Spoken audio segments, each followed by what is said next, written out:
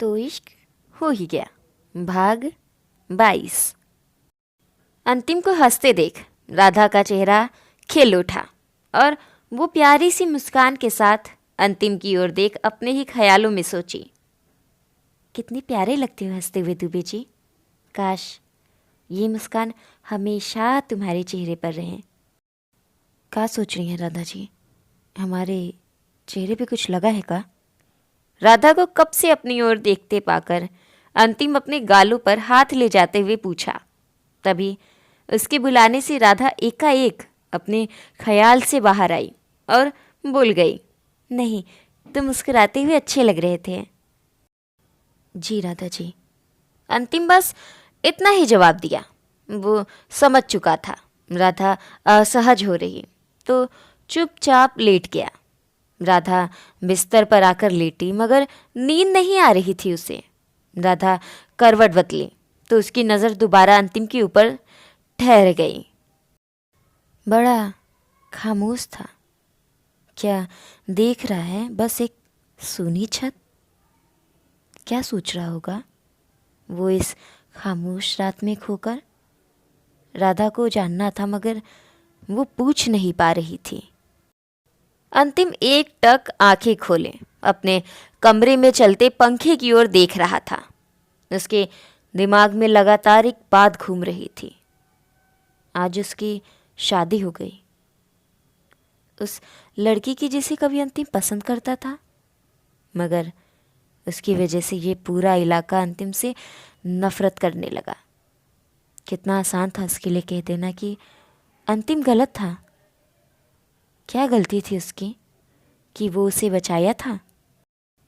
आज आप खुश होंगी, मगर हम कभी माफ़ नहीं करेंगे आपको। आपकी वजह से हमारी पूरी ज़िंदगी बर्बाद हो गई। आपकी वजह से वो दिन समझ आया कैसे जीने की इच्छा रखने वाला इंसान अचानक क्यों पंखे से लटक जाता है। आज हमारी ज़िंदगी जैसी भी है, मगर चाहते हैं आप दोबारा किसी की ज़िंदगी बर्बाद नहीं करेंगे। खुशी, क्या सोच रहे हैं? अचानक से राधा पूछ बैठी अंतिम को यूं शांत देख।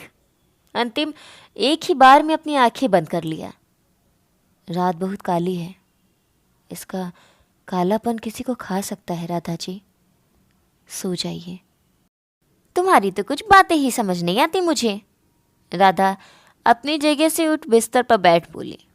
अंतिम अपनी करवट बदल लिया और अब राधा की ओर उसकी पीठ थी।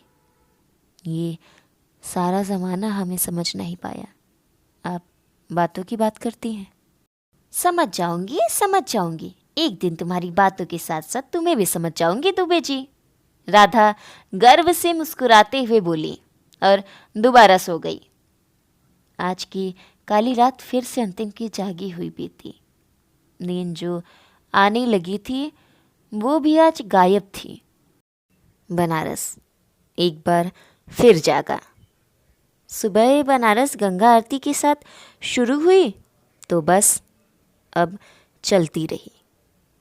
रुकना तो उसे अब मणिकर्णिका के साथ भी नहीं था। अंतिम की आंखें खुली जो अभी 1-2 घंटे पहले ही लगी थी। शायद खिड़की कल रात खुली रह गई थी। अंतिम उठा और रोज की आदत की तरह गंगा मैया की उपासना कर मुड़ा तो राधा हाथ बांधे खड़ी थी उसके पीछे। क्या हुआ राधा जी? अंतिम राधा को खड़े देख सवाल किया। सवाल तो मैं कर रही, तुम्हारी आंखें इतनी लाल क्यों हैं? राधा थोड़ी सख्ती से पूछी। अंतिम झटपट अपनी आंखें मलने लगा। वो नींद नहीं आई थी। राधा की आंखें हैरत से फैल गईं। वो तुरंत अंतिम का हाथ पकड़ी और खींचते हुए बिस्तर पर बिठा दी। तुम ना, कभी कभी तो मन करते कोने में ले जाकर खूब मारूं। हमने क्या किया? अंतिम अपनी थूक निकलता हुआ पूछा, जिस पे राधा भौवे उठाए बोली, कुछ किया नहीं तो करो, सो जाओ चुपचाप। लेकिन हमें दुकान जाना है, अंतिम बोला और उठने को हुआ तब तक राधा उसे धक्का दे दी बिस्तर पर। कह दिया ना, आज तुम सो जाओ, शंकर काका से मैं बात कर लूंगी, समझे? राधा जी अंतिम परेशानी से फिर मना करने आया। तब तक राधा मुड़ने लगी, मगर अंतिम के बिस्तर पर लेटने से राधा की साड़ी भी फंस गई थी, जिससे राधा आगे बढ़ने की बजाय रुक गई। और जब उसने अपने आंचल में खिंचाव महसूस किया तो लड़खड़ाकर सीधे अंतिम के ऊपर गिर पड़ी। राधा की आंखें हैरत से फैल गईं। वो दोबारा उठने लगी, मगर फिर उठ नहीं पाई और दोबारा अंतिम के ऊपर गिर पड़ी। हम उठते हैं। अंतिम उठने लगा तो राधा अपनी आंखें मीच ली और तुरंत अंतिम के कंधे को पकड़े बोली, तुम दूसरी ओर मुड़ जाओ। अंतिम उसके कहने पर मुड़ गया और राधा तुरंत उठकर बाथरूम में चली गई। अंतिम उसके जाते ही अपने सीने पर हाथ रख लिया। उसे घबराहट नहीं हो रही थी, बल्कि एक डर लग रहा था। उसकी आंखों में आंसू आ गए थे। अजीब अजीब सी बातें सुनाई पड़ने लगी थीं। इसके जैसे मर्द की वजह से आज लड़कियां सुरक्षित नहीं है। ऐसे लड़कियां कितना सुरक्षित रहेंगी? इसने मेरा रास्ता रोका। बेटा मुझे बुला रहा था रात के लिए। हाँ इसे निकाल। मैं तो कह रहा इसे यहाँ से निकाल फेंको।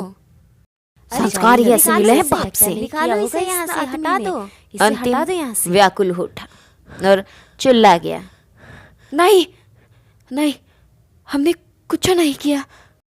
राधा उसकी चीख सुन घबराकर बाहर आई तो अंतिम को हाफते देख उसके पास उसकी पीठ सहलाते हुए बैठी। क्या हुआ तू बीजी?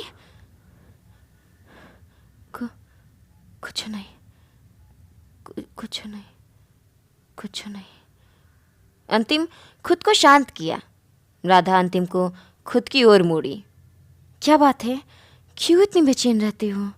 बेचैन नहीं, बस सुकून नहीं है राधा जी, अंतिम आखिरकार बोला। राधा अंतिम को धीरे से लिटा दी। मिलेगा सुकून, मैं हूं ना। जब तक तुम सो नहीं जाते तब तक मैं तुम्हारे साथ हूं। हम ठीक है राधा जी, अंतिम राधा की ओर देखते हुए कहा तो राधा अपने हाथ को धीरे से अंतिम के आंखों पर फिराकर उसकी पलकें झुका दी।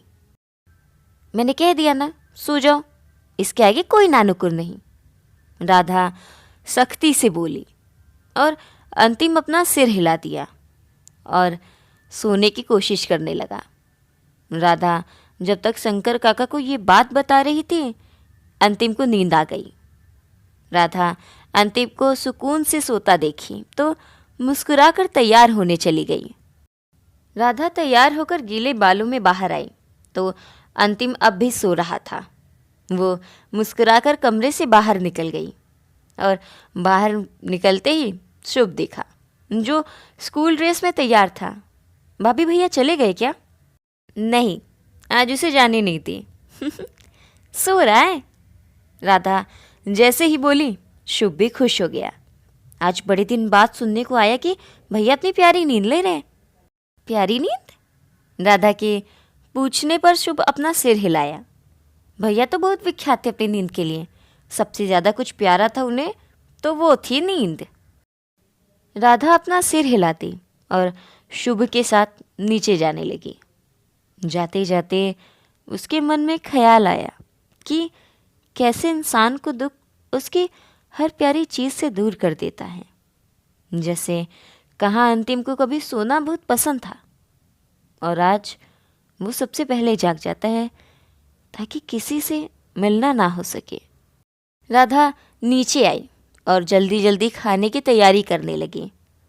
क्या बात है, देवरानी जी को आजकल लेट उठने की आदत हो गई। सुनंदा भाभी रसोई में आते हुए बोली। वो पेट से हैं तो उन्हें कोई काम करना एकदम मना था, मगर वो फिर भी रसोई में रोज़ सुबह राधा के पहले पहुंच जाती थी ताकि उसे लेट उठने का ताना दे सके। राधा को अब आदत हो गई थी तो वो बस उनकी बात पर मुस्कुरा देती। आज अंतिम नहीं दिखा? चाची जी राधा से पूछी, जिस पे राधा जल्दी से सब्जी काटते हुए बोली, नींद पूरी नहीं हुई थी कल तो अभी सो रहा। राधा की बात सुनते ही सुनंदा भाभी, चाची जी और सुधा जी कुछ और ही समझ गई। अच्छा, राधा के पास जाते हुए, ऐसा क्या हुआ जो सो नहीं पाया अंतिम? चाची जी के पूछने पर राधा जल्दी से अपनी सफाई देते हुए बोली, मैं तो आराम से सो गई, वही कुछ सोच रहा था रात भर। सुधा माँ के चलते हाथ रुक गए। कहीं उसे मालूम तो नहीं चल गया खुशी की शादी हो गई? सुधा माँ अपने ख्याल में खोई थी। वही बड़ी माँ आते हुए बोली, हाँ तो अंतिमवा जल्दी नहीं जागेगा तो किसी को खाना नहीं मिलेगा। किसी को ख्याल नहीं रहा कि इनको जल्दी खाने की आदत है। लेकिन अभी तो वक्त नहीं हुआ बड़ी माँ।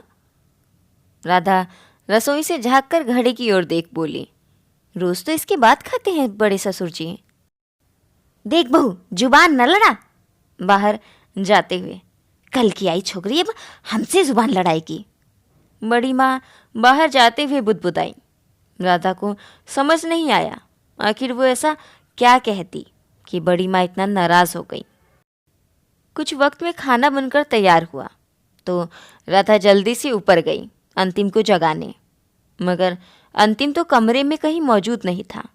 राधा बाथरूम के पास जाकर दरवाजे पर दस्तक दी। दुबे जी, अंदर हो क्या? लेकिन अंदर से कोई जवाब नहीं आया। राधा दूसरी ओर देखी तो अंतिम की चप्पलें और फ़ोन गायब थे। ये दुबे जी कहाँ चले गए सुबह सुबह बिन बताए? राधा परेशानी से बोली और अंतिम को कॉल लगाने लगी, मगर अंतिम फ़ोन नहीं उठाया। तो अंतिम कहाँ गया है वो तो अगले पार्ट में पता चलेगा। हाँ, मैंने देखा है कई लोग आते हैं, वीडियो देखते हैं और मुझसे बोलते हैं पार्ट कब देंगे, लेकिन बहुतों ने सब्सक्राइब नहीं किया है। तो आप लोग सब्सक्राइब नहीं करेंगे, लाइक नहीं करेंगे तो मुझे मोटिवेशन कैसे मिलेगा आगे का पार्ट लिखने के लिए? तो जल्दी से सब्सक्राइब कीजिए, लाइक कीजिए और बताइए आज का पार्ट कैसे लगा। तो मिलते हैं अगले पार्ट के साथ।